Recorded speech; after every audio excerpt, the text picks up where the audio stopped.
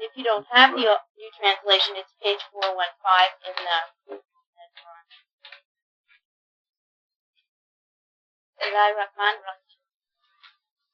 When God's servant advocated him alone, almost all of them banded together to oppose him. Say, I worship only my Lord. I never set up any idols besides him. Say, I possess no power to harm you nor to guide you. Say, no one can protect me from God, nor can I find any other refuge beside him. I am here to deliver proclamations from God as well as his messages. Those who disobey God and his messenger incur the fire of hell, wherein they abide forever. Once they see what is awaiting them, they will find out who is really weaker in power and fewer in number. Say, I do not know if what is promised to you will happen soon, or if my Lord will delay it for a while. He is the knower of the future. He does not reveal the future to anyone. Only to a messenger that he chooses does he reveal from the past and from the future specific news. This is to ascertain that they have delivered their Lord's messages. He is fully aware of what they have. He has counted the numbers of all things. Verse 19. When God's servant advocated him alone, almost all of them banded together to oppose him. All of God's servants had said the same thing and say the same thing. Worship God alone. They never asked that people worship them, follow them, do as they do, act as they do, speak as they do. They only say, worship God alone, no other idols beside him. Why people become uncomfortable with the message is, we know the reason, but it's still a puzzle when you run into people who seem uncomfortable with that statement. We all have family and old friends and colleagues who are surprised by us when we state that message and state that that's what we believe. There are verses in the Quran, and one in particular, which says that when God alone is advocated, the hearts of the disbelievers shrink in aversion. And you can watch that happen. It's as though people shrink. They become smaller almost in a very real sense. And it's their ego that gets in the way. It's fear. Something so simple as God alone is so frightening to so many people who believe that they have to have control, and they have to understand, and they have to know, and they have to be the one who calls the shots. In addition to that, if someone like themselves is saying this message, it's an excuse and an easy way to avoid the message for many people. Again, the ego takes over and will say, why this person? I'm no different than this person, or that person is no better than me. I don't have to listen to them. And so the message is rejected. We're fortunate enough, and I mean very fortunate enough, speaking for myself, I have no idea why I was chosen to be here in Tucson. I know how I came. I can relate that story. But there are many of us who have the same story to tell. I don't know why. I am very fortunate to be here, where this perpetual miracle continues to unravel before our eyes. Rashad Tugba said the other day that God has thickened our skin over the last 10 years, and we don't faint or lose consciousness every time something like this incredible numbers on the wall or the things that Abdullah explained today or explained to us. We just sit here and we nod our heads, and some of us get teary, but we stay conscious and we say, oh, this is just more of the same. And I went home my own self today saying, it seems that no matter what we do with the numbers, they're always going to be a multiple of 19, and that the complexity of this code is so great that it can never be understood by us. And that's why it's given in piece after piece after piece. And so many of us, how fortunate, are able to be part of discovering another part of the prison of this code.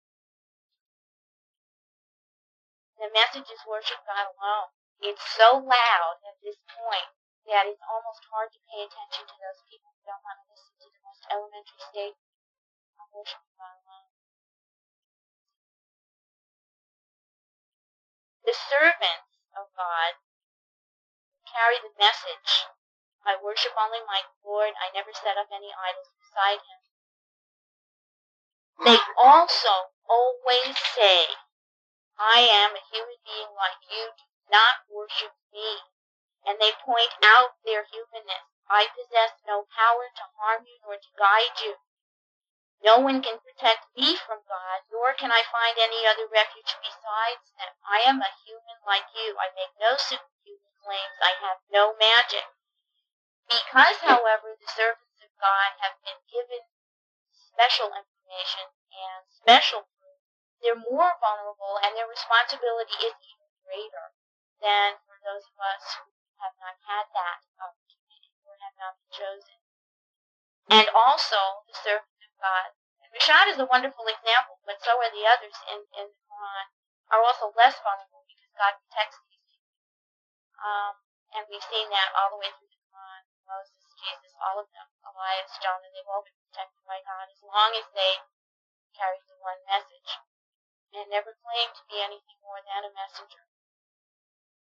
So the humanness is constantly before people, and still they shrink, and still they say to the messenger, whether it was Noah, Moses, Rashad, or me, or you, who are you?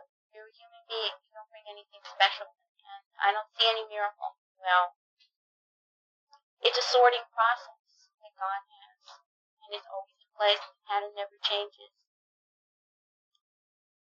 Verse 23, I'm here to deliver proclamations from God as well as his messages.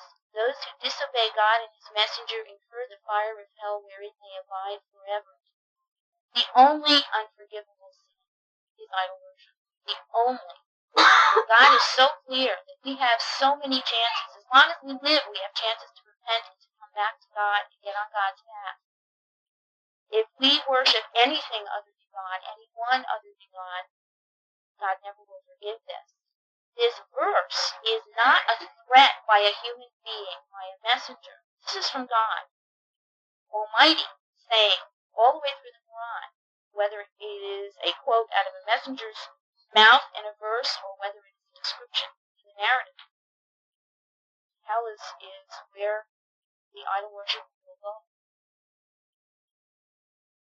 Once they see what is awaiting them, they will find out who's really weaker in power and fewer in number. It's too late. Once you see it, it's too late. If an angel was sent down with all of this wonderful stuff that we don't lose consciousness over every week, we wouldn't have needed any of it. It's too late once you know. Shad was talking about the fact the other day that people know at the time of their death where they're going. And it's too late for people to say, let me go back, let me have a second chance. I understand now what I'm supposed to do. No, because God knows that once we're put back here, we'll revert to the same thing, with the same forgetful mind that we came here with in the first place. And the phrase, who is really weaker in power and fewer in number, we know that it is the minority of the minority of the minority. I mean, it's as long a tunnel into the few that will make it into heaven as it is into this code itself. It seems to be a mirror image. Those few people that do make it even to purgatory, that's, if you're hanging on by your toenails in purgatory, you've made it. Those few people are really the stronger and really the mightier in number, no matter how else it appears when you count in the real world. 25, I do not know if what is promised to you will happen soon or my Lord will delay it for a while. He is the knower of the future, does not reveal the future to anyone. Again, pointing to the fact that all messengers are human beings. They are not God. Only God knows the past and future. We read history books and think that we have history. We think we understand what happened. And I'm willing to bet anything, almost, that in the hereafter, when we discover what history really was, in that whatever particular era that we think we know so much about, all the little details that we didn't have access to, it's going to be vastly different and much the same at the same time. When I was reading this over this past week, I wrote that the human being does not have any idea what he wants. The human being doesn't know the future. Jesus didn't know the future. Jesus doesn't know this is happening now. We know more than Noah, Jesus, Moses, and all of those that have gone before us. Sitting in this room, we know more. We have all the pieces, I think, unless next week there's more numbers. I mean, we have so much more. How much greater is our responsibility, and how much more blessed not to have to search. I mean, this is irrefutable proof, touchable, examinable, verifiable. We have all the miracles that have gone before, those that came after Noah. We know about Noah doesn't. We know about those that came after Moses. No, Moses doesn't. The human being doesn't know what he thinks he knows. What he makes up for his own security is made up. And to predict the future is foolish. It's absolutely foolish. Only to the messenger that he chooses does he reveal from the past and the future specific news. Other examples, besides Rashad's own experiences, Joseph knew about the future. It was revealed to him that his father and mother and brothers would bow down to him later in life, and he knew that even after his experience in the well and in prison. Moses' mother was given information about him being saved and what would become of him. Those are tests, those are provisions for God's very special messengers. They remove the doubts of those chosen by God who are going to be delivering the message and facing incredible odds, and provide for insight for the believers when they are doubting themselves, and they have this information put at their disposal. When Joseph announced to the people, I knew this was going to happen. You were going to be here, you were going to be bowing down. There had to be more than just, oh, thank God he's not going to kill us, in their minds. These people had to have understood that God chose Joseph, and that this was all part of the plan, and there was a reason for it. God tells us in 28, the reason he gives specific news and specific information is to ascertain, make sure that the messengers have delivered their Lord's messengers, that they've done it correctly. He's fully aware of what he has given them to deliver, and he has counted the numbers of all things. It's already done. Counted the numbers of all things always makes me think of the clip that Abdullah gave when he was talking about the trees and the leaves and the numbers of the leaves on the trees. And he got, at least for me, I got very involved in counting the leaves of the one tree that he was describing. And when he got all done with that, it took a very long time. He moved on to just one other tree. It was awesome at that point to even contemplate counting those. Never mind all of the words that we speak, the things we see with our ears, see with our eyes. And those things are all designed ahead of time. We think we are choosing the words we're saying. We're not. It's part of the design for our life, tests and provisions for all of us. The messenger has the greatest responsibility of all of us due to the large quantity of food provided to him. And that can be awesome and frightening, unless, of course, the messenger knows that he's fully supported by Allah alone, in which case this is the thrill of a lifetime. I can't imagine that must be life. I wanted to share with you before I stopped in this section, talking about messengers and God's servants. I overheard someone say, and trying to make a joke recently, that their favorite saying was that God so loved the world, he sent his only son. He didn't send a committee. And I remember, as I walked by, I remember just kind of shuddering, thinking, oh, yes, he did send a committee. A large committee of messengers and servants. Many more to come, more than are needed in this time. And I thought I would share that with you because there are many people who think that there's no committee out here. There's such a large committee. The committee of angels alone is amazing. And they're part of what brings us our message. Are there any comments, questions? I hope.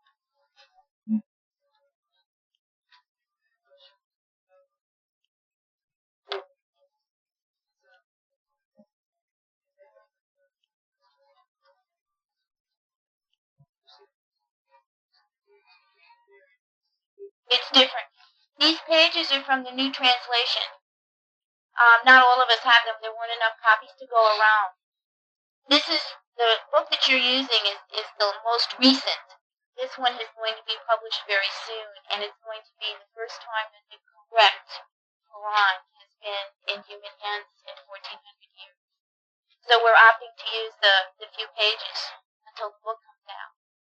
You might want to share with someone.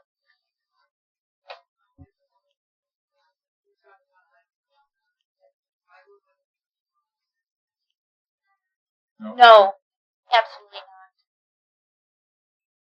It says the same thing. It says worship God alone.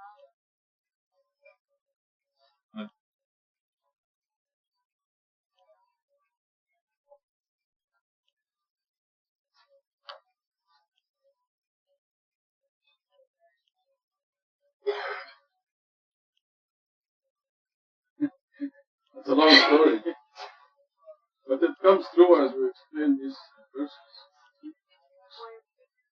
Why are we here?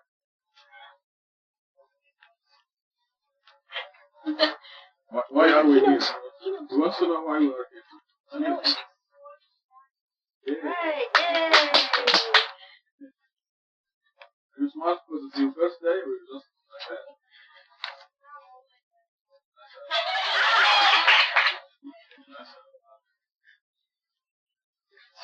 We are here mainly because we committed a crime when we were in the heavenly society. We decided with Satan. Satan wants to be a God besides God, and we did not oppose that. We did not make a good, firm stand with God. Absolutely correct. That's why we are here to redeem ourselves and to change our mind and denounce that stand by going back to upholding God's absolute authority, knowing that nobody has any power to do anything except God. God's absolute authority. People who think that Muhammad or Jesus or Mary or the saints can do anything are in the same trap, committing the same crime, and they will go on one way to hell. They can be redeemed only if they change that and worship God alone, like Amir said. Means worship God alone means knowing that God only has power to do anything. You must know that God is the one who hires and hires. God is the only one who decides how many dollars are in your pocket. You must know that. You think that your boss is the one who hired you, or may hire you, provides for you, then you're in the same trap. So this is why it's not what we're here for. I want to go to the verse that says, once they see that's 24, once they see what is awaiting them, they will find out who is really weaker in power and fewer in number. Because out of all of Tucson, 500,000 people, only about 50 people come here, this mosque, to worship God alone. So in this city, we appear to be 50 among 500,000 people. There may be 50 more out there who worship God alone under the name of Christianity or Judaism. But they do believe that God alone possesses all power. So that's 100 out of 500,000. This appears to be a minority.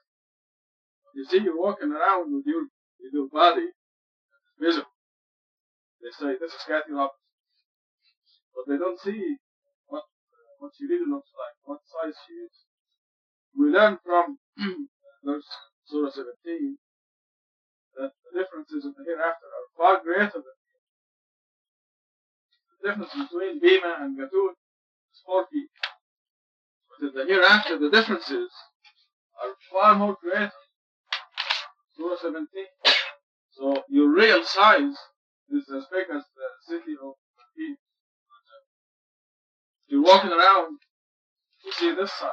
Their size, the people who are not worshipping God alone, they actually shrink. The sword actually shrinks to the size of a cat. So there are 100 people whose size is as big as the city of Phoenix, each one of them. And 500,000 sized ants. Who is really weaker? Who is really weaker? Fewer in number. one man and a million ants. Which one is really strong? Where is the majority? Is it the one person or the million ants? When you walk out the mosque here, you can see 1 million ants sometimes. Did you see them today? So, where is the majority? This is what this means. Because once they see what is awaiting, because right now they cannot see. We do not see ourselves. We only see our bodies. Death.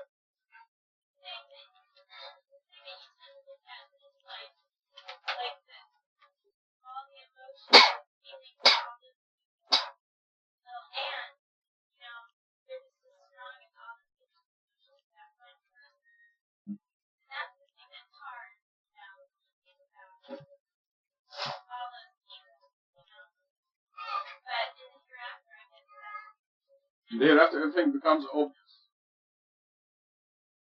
You're walking around, you're a hidden queen. You're walking around, people don't know what your size is, who you really are. Which is a lot of fun because you don't need Secret Service or guards or anything. You can walk in the market and buy your apples, meat, eggs. Yes, we have Secret Service. That's the best Secret Service. You do have Secret. Great spirit remember also applies to the fact that day of judgment, all of these people they have powerful members going to realize the entire creation submits to God. Every atom, all of the universe, everything is submission to God. They're going to realize how outnumbered they are. They see, and they won't be able to perceive the magnitude of the entire creation submitting to God. Also in terms of, because they think in terms of believers and unbelievers, and how many unbelievers there are, and how many believers there are. They count numbers. But even in those terms, when you have a huge entity and a small entity, the huge entity is the majority. The one person and 1 million ants, to me the one person is the majority.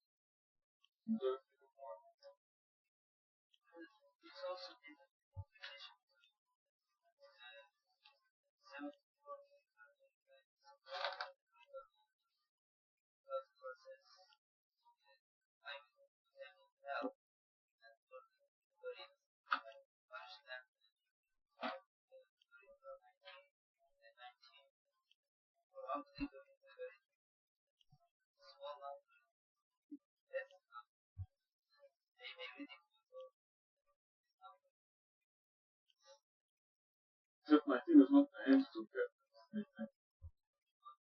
19 is not the angels of death. Angels of hell. They're not angels.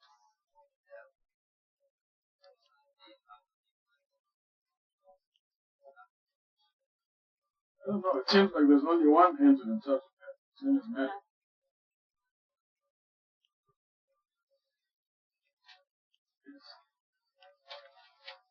His name is mentioned in the Quran, Malik. How would you get that? No, don't speculate. There are some angels. There are More than 3? Where? They say, Yes. Who? No. Where? There's only one angel, as far as the guarding hell is concerned, only one angel, and his name is Malik. Now, Taru is where? ألم يأتكم نذير؟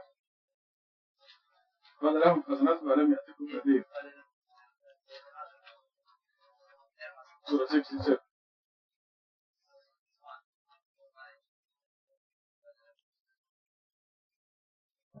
No, خزنتها is plural.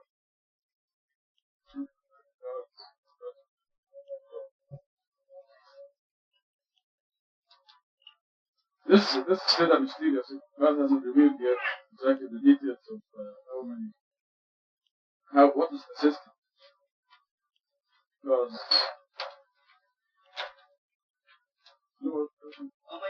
عندما ألقي فيها فوج سألهم خصمتها لم يأتوا.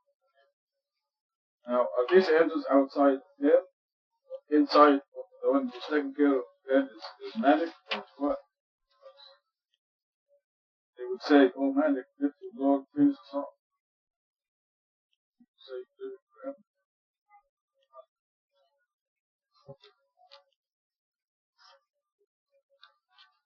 Yes.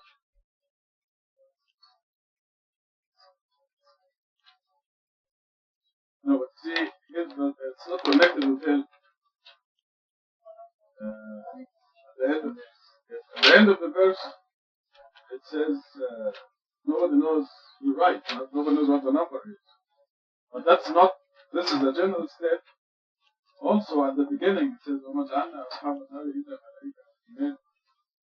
What is أصحاب النار? Malaika, angels. Who are أصحاب النار? What is أصحاب النار? Companions of hell, gods of hell, owners of hell, friends of hell. We don't know what the expression is. It's still mysterious. But there is a timing for everything. And obviously God doesn't want us at this time to know exactly what the arrangement is. We're going to 19 angels of hell. Suppose you use their number as a miracle for us. That's possible, but that's not what the Quran says. Huh? When you read verse 5, you can understand this. Yeah, no, but you see, you have to, we know now, see those numbers in the Quran, we know that every letter in the Quran is accurately placed. Now, it does not say that the guards of hell are 19.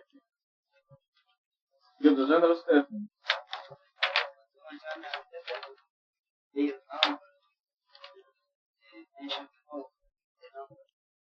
That's the number that is alayha. The number that is on it. Yes, on what? On Safar. Right. Safar is a punishment. Yeah, right. Yes. Is it hell? You don't know. Is it could be here? But Ashab al-Nar, next verse. It explains it will be hell now. No, it doesn't. There's no protection for it. It gives us a certain statement. He said, we made أصحاب النار, the companions of hell, angels. So it's a general statement. It does not say 19 angels. It does not say that. عليه تسعة عشر. Say only 19. It doesn't say 19 what?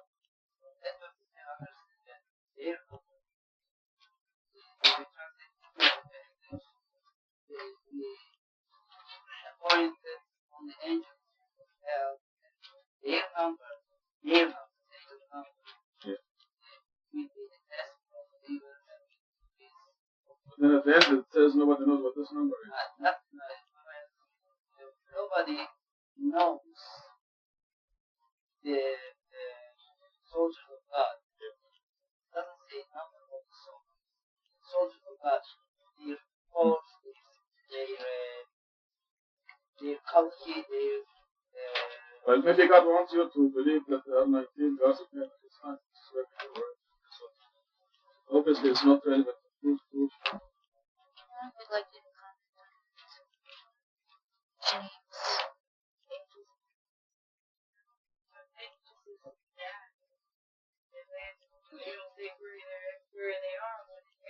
Yeah, this is a hadith that says when you die, two angels will ask you, who is your God and who is your prophet? What did you do? Then they beat you, so you go to the seventh earth.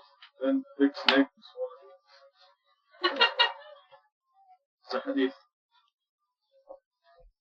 Yes, in the grave. And they have all kinds of stories. And then any questions? Another question? There is none. I don't know.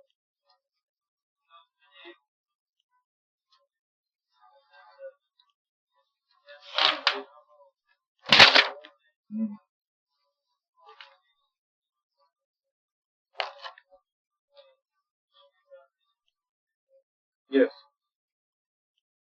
Your translation is counted the number of the board. Everything is based on mathematics. Ayah 27, only to a messenger that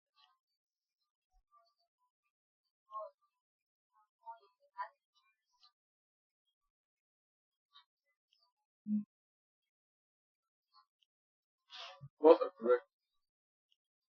It was more general in the last translation, but the new translation is more specific. Because this Surah 72, that gives us a lot more proof that this Surah specifically must be for our age. Yes. Last translation is accurate. Mostly. Yes, you can understand this Qur'an, but here not Yusuf, not Qur'an. But can be understood this way. But the continuation in the yes, between yedayhi is singular, not between yedayhi. But both are correct. Both translations are correct. Speaking of numbers, I just want to pass on a thought to you, because we think that we're on the advanced earth and everything, and how the world is so technologically advanced and everything. But up until now, only less than 7% of the people have come from Adam until now. From now to the end of the world, there's still more than 93% of the people. So the earth is still an infant. We are among the early generations. So the people 200 years from now, we're going to be the cave age. Cave people. So just think about the message. We are very early in human history.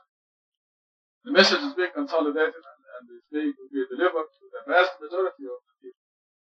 All this past and the nonsense that happened in Christianity, the Trinity and Jesus, Son of God, and all this nonsense, and the things that happened in Judaism, Rabbi Kushner, what he said, the nonsense that's happening in Islam, all these things are happening within a very brief period of time,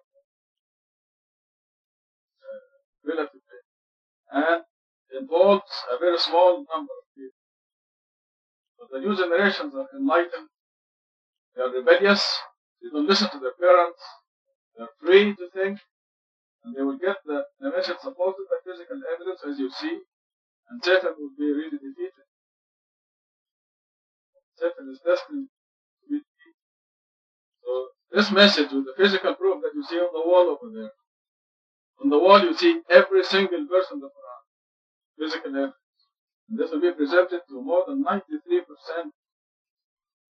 of the people in the world. Think about that. A lot of people say, they think all this nonsense involves a lot of people.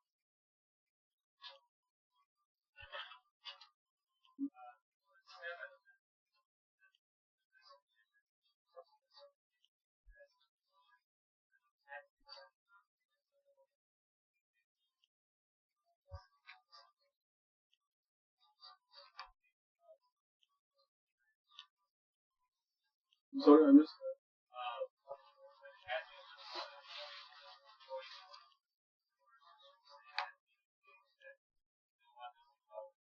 Yes. God made a point in the gospel that when Jesus was asked when is the end of the world, he said, I don't know. And I quote this in one of the pursuits. And when Muhammad was asked, it's also in the Quran, when is the end of the world, he said, I don't know. But God wanted us to know this information. So I will have an appendix. What? End of the world. Appendix. One of the appendices.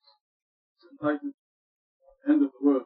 It gives in it the evidence when the world will end. We know that the world will end 22 days. And mathematical proof. This is one of the things that God gave us.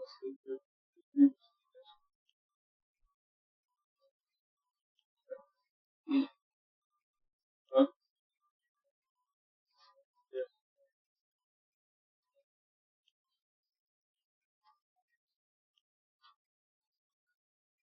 Say, I do not know if what is promised to you will happen soon, or if my Lord will delay for a while.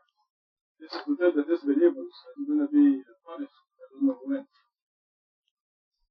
So the disbelievers. No, no, no. It will be here.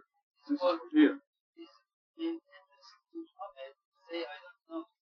Nothing in this surah is for Muhammad.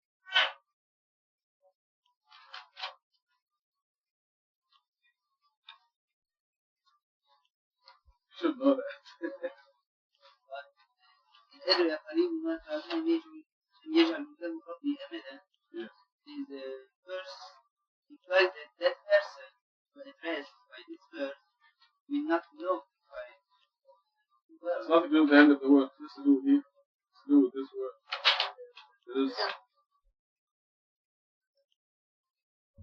There's nothing in this surah that applies to Muhammad. If you look at the footnote here, you add the grammatical value of Rashad plus the grammatical value of Khalifa plus the surah number plus the verses 28 of them, you have a multiple of 19. And also this surah has the maximum number of Rashad in surah. And this is not my personal opinion. This is my personal opinion, I'd be wrong. It's not my personal opinion. Yeah, I mean, this phrase.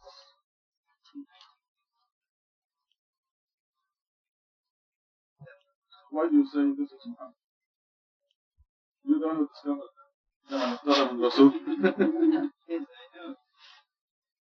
See, only to a messenger that he chooses. In Arabic, it's إِلَّا مَنْ اطَّلَبَ الرَّسُولِ. You calculate the grammatical value of this phrase, it's 1993. And Yadik Yibsel is going to discover that.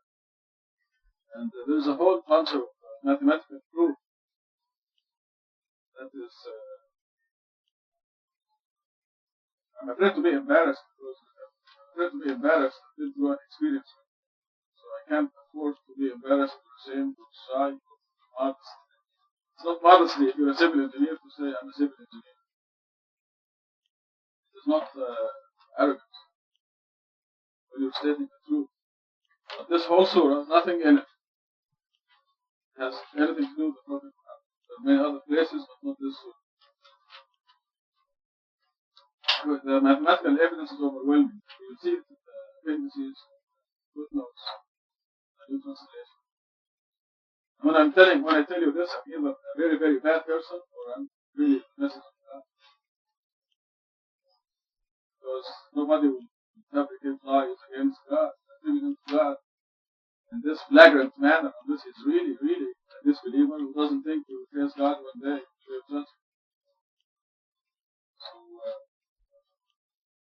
take your pick. There are only two extremes here.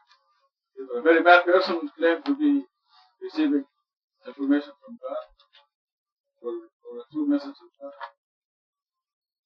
We can judge by our circumstances. So God gave us the mind to distinguish. Are there any questions on this that are not so embarrassing? Go ahead.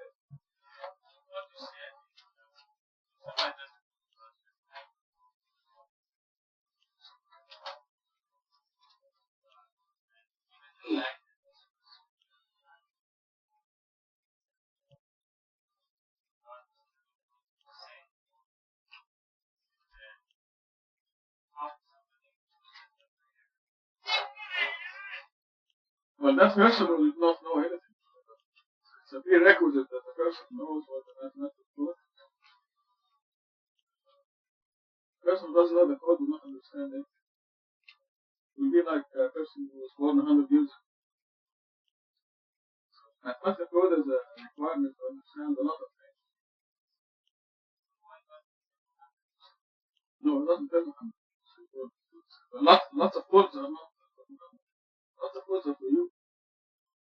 قل هو الله أحد. It's not for Muhammad. It's for you. قل أعوذ برب الناس. It's not for Muhammad. It's for you. In fact, the vast majority of code is not for Muhammad. A lot of codes in the Quran are for the Quran itself. Proclaim. قل إن كنتم تحبون الله فاتبعوني يحببكم الله. Say, if you love God, follow me. God will love you. Quran, then God will love you. See, if you love God, you follow the word of God, not the words of men.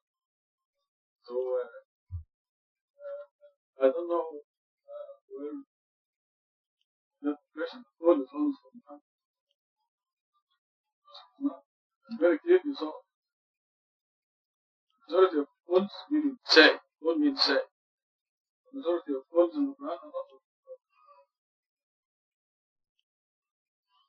But there are also many things in the Quran that are in the future, not to do with the Quran. Some of them are clearly stated in future tense. So the Quran is valid for all times. Okay, shall we move on to Surah 73? Please. Yeah. Surah 73, cloaked. In the name of God, most gracious, most merciful. O you cloaked one, meditate during the night, except rarely, half of it, or a little less, or a little more, and read the Quran from cover to cover. It will give you a heavy message. The meditation at night is more effective and more righteous. You have a lot of time during the day for other matters. You shall commemorate the name of your Lord to come ever closer and closer to him. Lord of the East and the West, there is no other God beside you.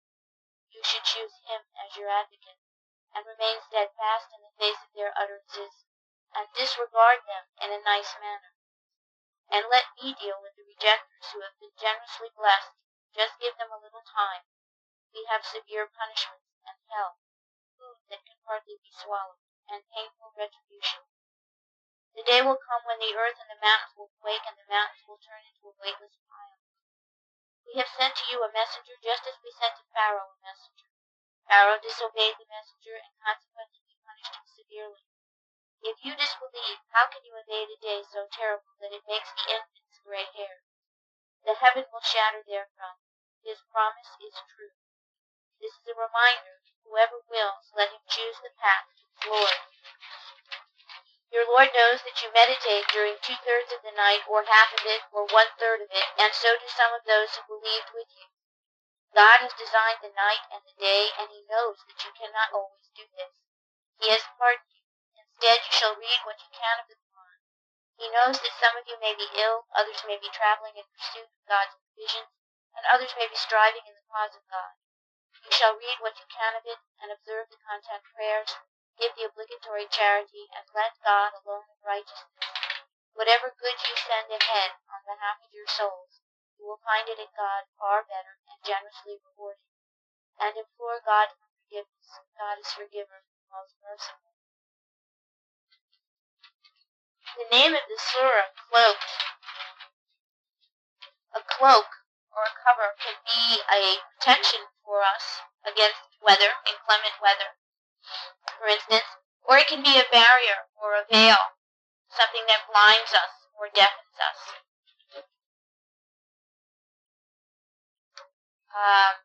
And keeping that in mind, looking at verses 1 through 7, the night was designed for our rest. There are no distractions during the night for most of us, certainly not like there are during the day when the world seems to wake up and pick up speed and get itself up to 300 miles an hour before the sun sets. This is a special time with Allah for us. It is a time when our own bodies and our own minds are winding down, and there's a space and peace about our lives. Separate from each other. Reading. She's just reading aloud. Separate from my book. No. Take the book away.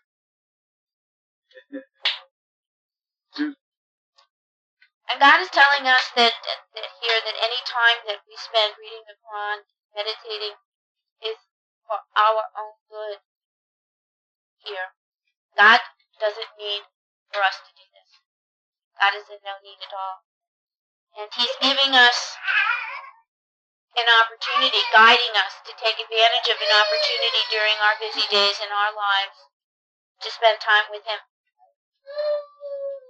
In verse 8, the reason for the guide, the hint, the provision of day for work and night for rest, for example, is God consciousness is at 24 hours a day is our goal. commemorating the name of our God 24 hours a day, every minute, so that every cell in our body, every thought in our mind is preceded by Allah. Alhamdulillah. SubhanAllah. Every chance we get. Out loud, no matter where we are. What I have found to be amazing about that is when that became a habit of mine, and I'm not quite sure when that was. Sometimes someone will ask me what I'm saying. But I can't tell you how rare that is. Very few people ask me what it is I'm saying. Very few people are interested. I write Bismillah on my checks, all of them. On a lot of the things that I remember. God, 24 hours a day, no matter what we do, no matter when we do it. Verse 9, you should choose him as advocate. There is no other God beside him. No one and no thing does anything. And if we don't know that, then we do not know God. If we do not know that God is doing everything, and therefore logically and rationally, the only one to call upon for any help, for any provision, for any understanding, for any guidance, for any relief is God alone, we've gone astray somewhere. And we may never get back if we don't strive to understand that God does everything. Not to be confused with, again, the khutbah about putting your finger in the fire. And heard that khutbah, and I went back to 2 years ago in 1987. I happened to be away, and I asked Rashad to please take the khutbah that time, and he happened to give it. It is a marvelous khutbah, but it is there that I first heard Rashad talk about putting your finger in the fire, and how the fire was created for us to be in our service. We could use it to cook, I think the phrase was a delicious raw steak to a fine meal, or we could put our finger in it and burn ourselves. God created both, all, the fire, the food, and our nerve system. But it was our free will that would determine how we used it and what path, if we could use that as a metaphor, we would then choose to be on. We have to know that God is doing everything. We have to know that if we need anything, asking anyone for anything, whatever comes to us from anyone, bad, good, or indifferent, comes from God, and it's for our own good. They're reminders, they're tests, they're revisions, whatever it is. A comment you don't want to hear, a criticism you don't want to hear, comes from God. God is correcting you, asking you to think, maybe not to correct yourself based on the criticism you heard, but to rethink what it is you're doing, to remind you that God is doing it. Verse 10, remain steadfast in the face of their utterances and disregard them in a nice manner. God is saying if we know that God is doing everything, we're not to falter in that belief ever, no matter what we hear. But we're also not to judge others. We have no way of knowing who's going to make it and who's not. We don't know that something we say is going to be the turning point for someone else down the road. And we need to be consistently steadfast with our beliefs. But we're consistently admonished as to how to treat other people. We are not to judge them. We are not to treat them nastily. We are not to force them. We are not to be angry. And again, I go back 2 years ago to that cookbook, which was amazing, because Rashad stood here and he said, and I'm talking to you, and he named every one of us sitting here, including himself, and said, if we get angry at anybody for anything, challenging God, we're objecting to God. It's so simple now. I can't tell you how often I repeat that. Riding down the road the other day with my son, just has his license, someone cut him, you know, how people drive in Tucson, someone just cut right in front of him with inches to spare, and he yelled at them in our car. He yelled at them. Stupid, he was very angry, gripping the wheel, trying to maintain control. And I said, God did that. You shouldn't be yelling at that person. Well, that person was stupid. We've been working on this now for 2 days, that incident. He said, now we've got him coming around to say, well, I wasn't really objecting to God. I was just blowing off steam, and you were objecting to God. And you need to think about that when you get angry. And this is true about the people that we meet who reject what we have to say, or reject how we choose to live our lives based on what God has told us. We're not to aggress against them with our minds, with suspicion, with words, with behavior. We're to remain steadfast with our own beliefs. Do you have a question here? Yeah?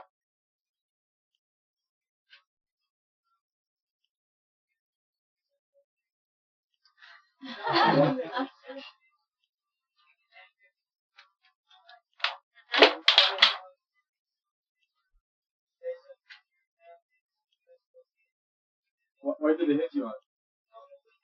I mean, why would just suppose?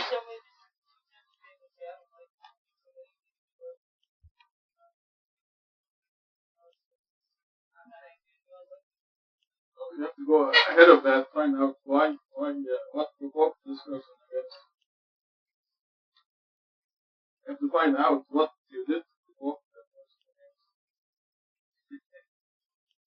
Because you're starting in the middle of the story. Somebody can punch me in the face, right? This is the middle of the story. Right to the end of it. We have to. Huh?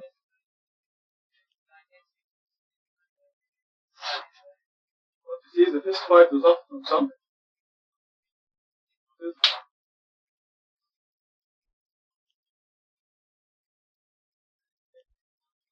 You're not supposed to get in the fist fight to start.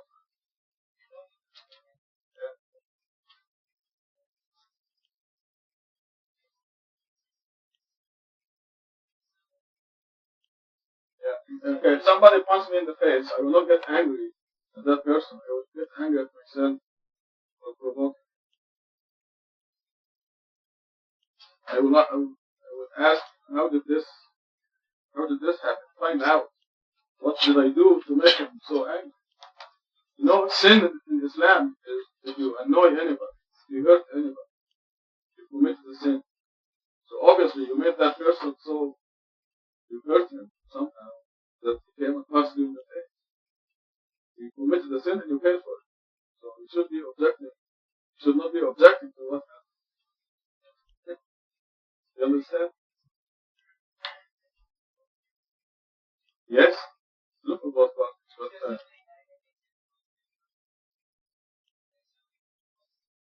okay, how will he aggravate you and annoy you? You'd say, I don't like you because you're Iranian, for example. Okay, let's say someone says, I don't like you because you're a Khomeini man.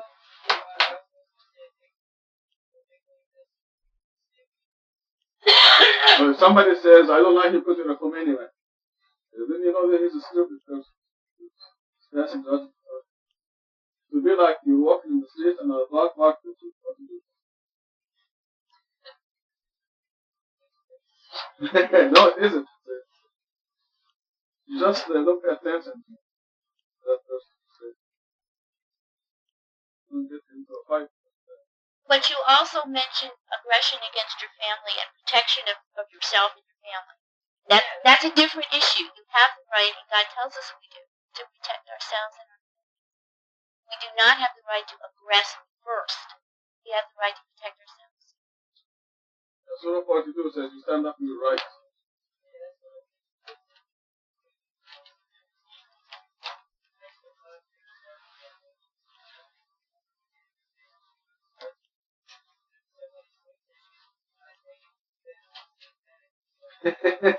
No, it's better not to get to that stage where he swings at you.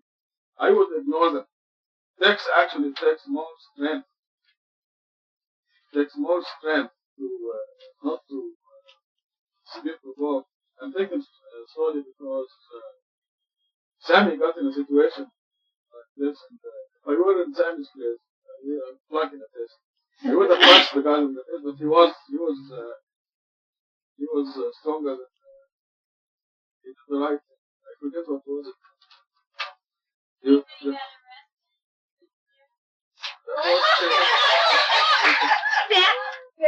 In Buffalo the other day, somebody was insulting him.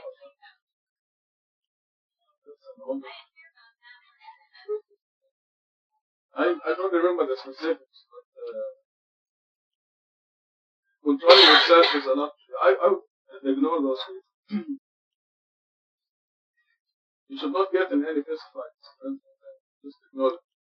It takes more strength to restrain yourself than to be provoked into a fist fight or silly things. You'll be a bigger man if you walk away. Because, yes, Quran says you have the right to stand up for your right. If he punches you in the face and you punch him back, you see your right. But God tells you it's better. You'll be stronger if you can restrain yourself. Yes, of course. Yeah. Self-defense is always justified. Yes. I grew up in a highly aggressive environment. My parents. Some neighborhood, my parents told me that fighting is wrong. A lot of kids are that was a fight. I remember the first time, maybe not the first, that I got into a fight. One of the kids wanted to jump on me and hit me. I was trying to explain to them this was before I knew it was a sickness, I was down on the concrete. So I went back to my parents and said, it doesn't work the way you do it. That you gotta do both. And I think the same thing holds true in any kind of aggression. Sometimes people will do things to you, you just simply have to defend yourself, your integrity, some people out here do like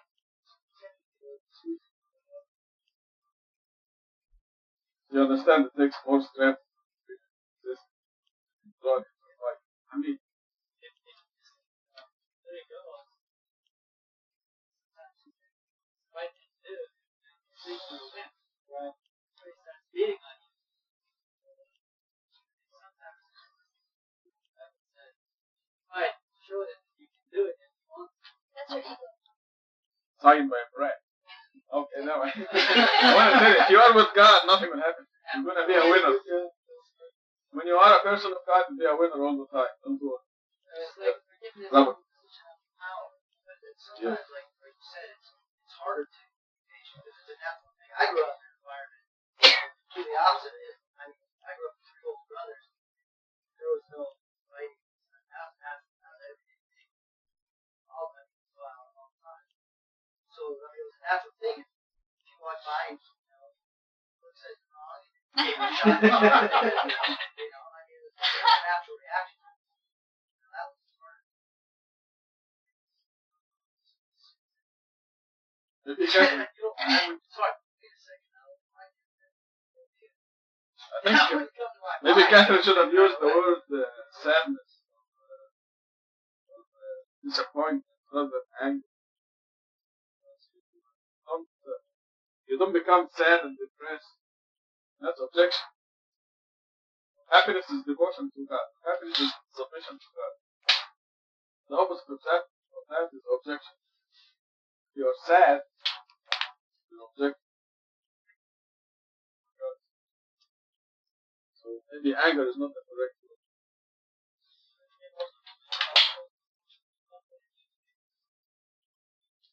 Yes, exactly.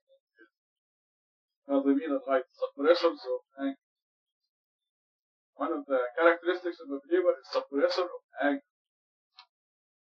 Thus you understand life. When you read the Quran, you read God's message, you understand what life is all about. You know that it is not worth it to get in a fist fight, be angry because of what somebody said.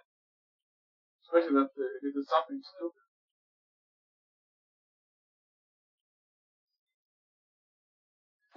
You definitely have to defend yourself. You can avoid, you can forgive and forget to be much stronger. Back to Kathryn. Finish And we'll this Surah. move on. Can I make a comment also on the first few verses? Excuse me, I'll take it back. 2 more minutes. I want you to understand what the night is. The Quranic night begins at sunset.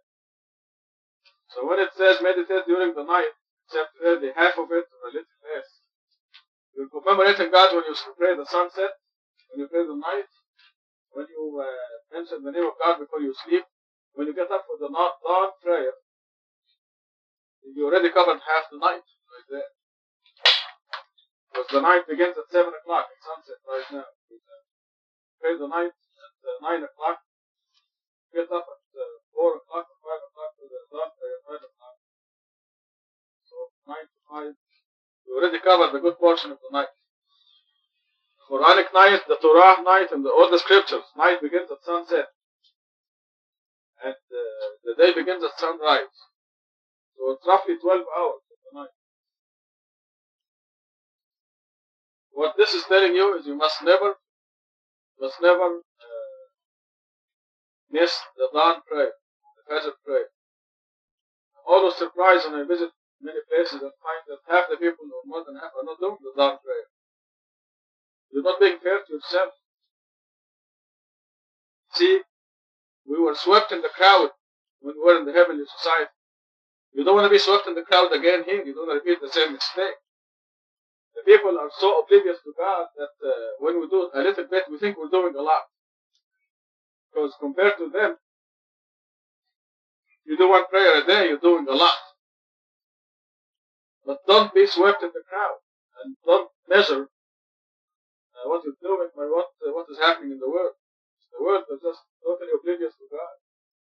This makes you think that you've stepped up and you're doing a lot. That will be my thought on it. But don't be swept in the crowd. Inshallah. Next week. Inshallah. Yes.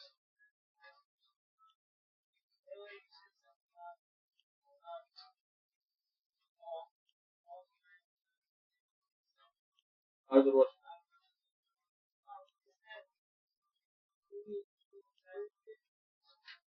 Yes, anything is forgivable. Murder is forgivable. Stealing, lying, cheating, all these things are forgivable. But idol worship is not. If the person dies as an idol worship. Yes, you can clean your record any minute by repent. Repentance cleans your slate, please, as if you're a newborn baby. Yes.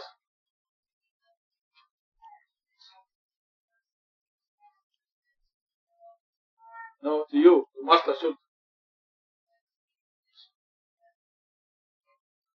Yeah.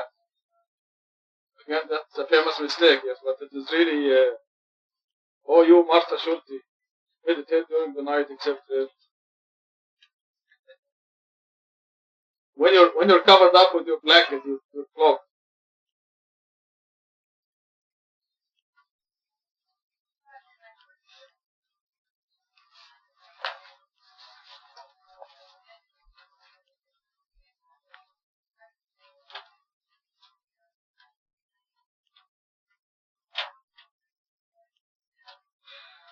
Yes. Yeah, when you just explained that that's what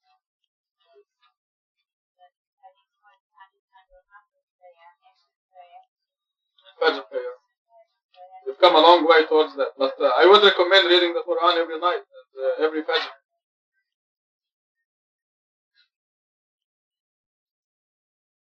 No, but you're covering that period. See, the prayer is not just the time that you're doing the prayer. The times of anticipation is also commemoration of God. You look at the clock and you say, you're going to pray the night 10 minutes.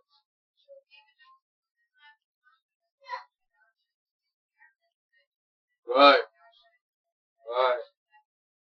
Absolutely, yes. Yes. This is why the 5 prayers are so important. Because it's not just a few minutes. It's not just a few minutes that you do. Okay, back to verse 20. Verse 20? Excuse me. Whatever you are. Verse 11. Let me deal with the rejectors who've been generously blessed. Just give them a little time. We have severe punishments in hell, food they can perfectly swallow. It's give them enough rope and they'll hang themselves is what comes to mind. They will either pass or the rejectors will either pass or fail their tests that God gives them, knowing that God gives them as many chances to pass as he gives every other person. God knows who will pass and who will not. He is the perfect designer. We need to worry for our own selves. And this is related to the verse 10 and how to treat other people. Let God take care of those who reject the message. On 14, the day will come when the earth and the mountains will quake, and the mountains will turn into a weightless pile. There are other mentions, descriptions of the day of resurrection, of the day of judgment, when the earth will change its appearance. The earth and mountains are considered to perceive by our senses to be the most solid of all things. And so this is a really good metaphor. If one thinks about just the one sentence that God is telling us what's going to happen. The inside of the earth is molten lava. There's nothing solid at all about it. Recently I've had an illness too, which has made the solid earth, the solid world that we touch, smell, feel each day of our lives, distorted that and erased the illusion of this world. And it's been quite an interesting experience because you feel free floating.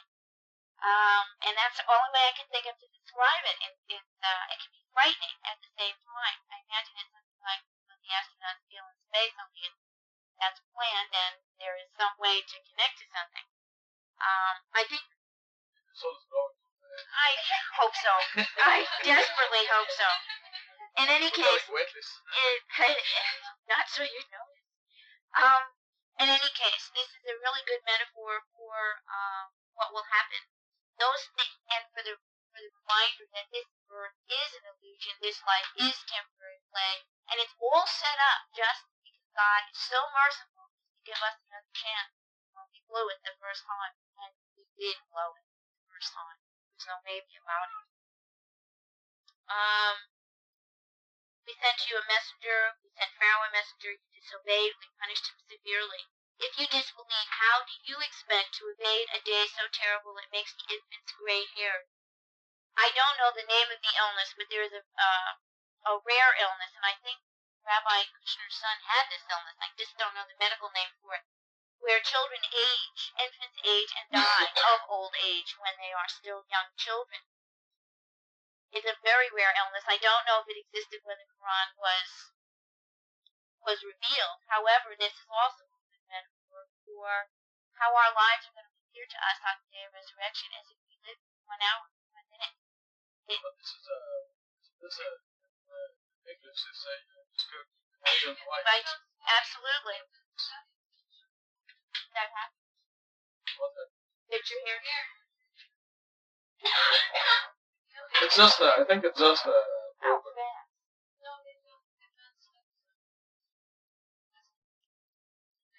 The reality is that this happens, but it's also a metaphor for the brevity of our life.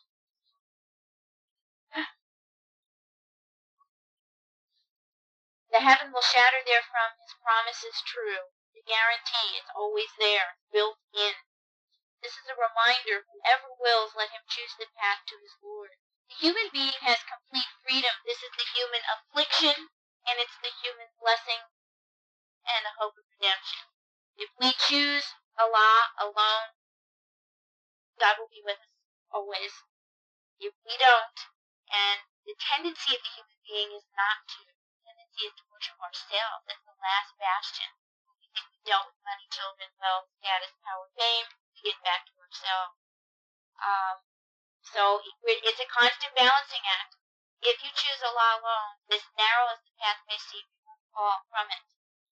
And again, I remember someone saying to me, fool me once, shame on you, fool me twice, shame on me. This is my second time around.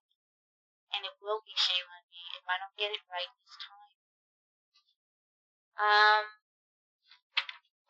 Verse 20. Your Lord knows that you meditate 2/3 of the night or half of it. He knows that you cannot always do this. And he has pardoned you. God made us. He knows what our limitations are. He knows we have to sleep sometime. And that we can't stay up all of the night long, reading Quran and meditating all nights through all of our lives. And so mercifully provides for us and says, you shall read what you can. And allows for illness, and allows for traveling, and allows for the vicissitudes of this life. Constantly reminding us that we need to be cognizant of God 24 hours a day. There's a verse here, part of the verse, you shall read what you can of it and observe the contact prayer. The way the contact prayer is spoken of in Quran is it's spoken of as though everyone who reads knows of it, because everyone does. By the time the Quran was revealed, Salat was in common practice, albeit wrong, common practice. And this is why we don't find a description of Salat in by detail in Quran. Give the obligatory charity, and let God alone of righteousness. Whatever good you send ahead on behalf of your soul, you will find it in God far better and generously rewarded. This is the PRA that Rashad talked about. And it's a wonderful reality-based, simple way to understand what it is we do. Post-retirement accounts. We get 10 for 1 here, folks. Guaranteed. 10 for 1. We don't have to do much for them. Alone of righteousness, God alone. And our souls do grow, and they do expand. We even have no idea how big they are. When Rashad gives us numbers like $10 parking tickets because you don't say Salah the first thing in the morning, that's real. That's not a joke. I mean, we laugh because it relates to all of us. We'll be caught one way or the other. But it's the truth. So, again, 24-hour God consciousness being the goal, and righteousness and living according to the Quran's instructions. God willing, we won't have too many questions. And implore God for forgiveness. God is forgiver and most merciful. Every day, 5 times a day, we say that God hears those who call upon Him. There's no condition in that statement. There's no condition. If you call upon Him when you're wearing a blue dress and it's 5 minutes after noon, there's no condition. God hears those who call upon Him alone. That's unconditional. This is the most merciful God, who's always there for us. All we have to do is turn around. I need to stop. Is there any time? God bless you. Excellent job. MashaAllah. Marsha.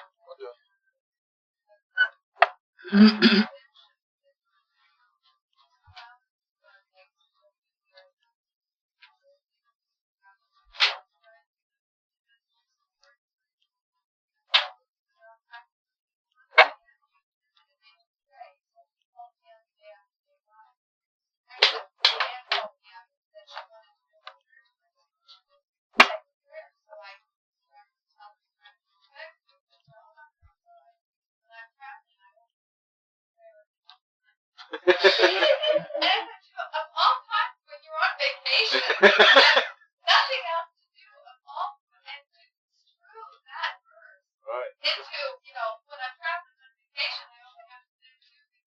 My soul doesn't eat.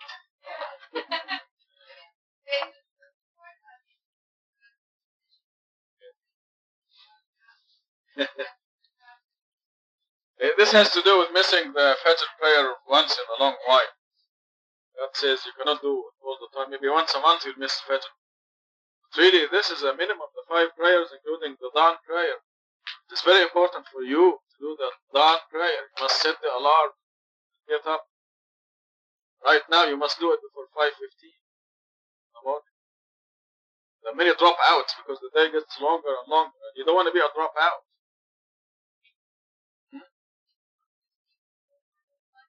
5:15, before 5:15.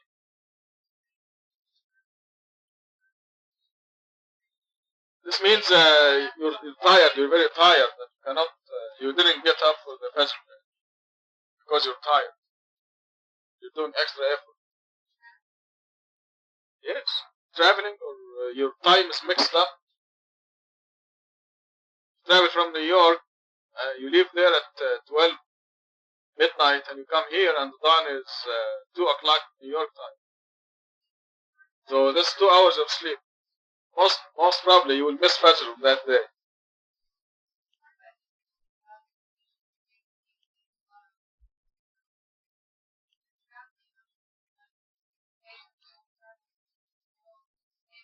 No, saying business. You're doing your business. You may be tired because of business, because of something you have done. You're digging ditches all day, and until 3 o'clock in the morning. Chances are you're going to sleep through the Fajr that night. Traveling in pursuit of God's provisions meaning business. You're doing business. Yeah, I think we have to stop. Our teacher next week will be Dr. Sabahi, so we can see what the Farsi translation is saying. Starting at, you can sit by your dad, Amir, and Give him a few pieces of information. Okay.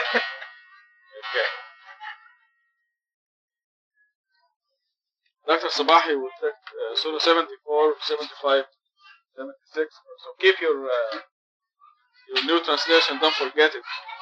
We have to read a lot of Al-Fatiha for birthdays today. Lydia, Annie, Douglas. Who's the fourth one?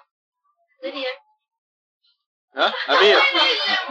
See, I forgot Amir. How can I forget Amir? Amir is the most important person in this room. Yes. Why? You tell us why. How can I forget Amir? Okay. Amir and Hani and Douglas and Lydia when recite Al-Fatiha to give him a great year coming up and a greater year every year after that. It is a characteristic of the believers that things only get better. Things get better for the believers. Every day is better than the previous one. Also, when I recite Al-Fatiha, Nahvash may be going to Iran soon, and we wish her success.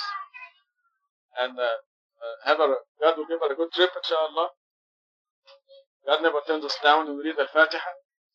And Kathryn mentioned the illness that makes her high. It's true. So we want to plead with God, say, إِيَّاكَ نَعْبُدُ وَإِيَّاكَ نَسْتَعِينُ, worship you alone, and ask Him to make her healthy. And each one of you, your dearest wish, want you to ask God for it also. God loves it when you pray to Him. Before we read Al-Fatiha, I want to remind you that I just finished the appendix entitled Virginity. And it begins by saying the sons and daughters of the believers are taught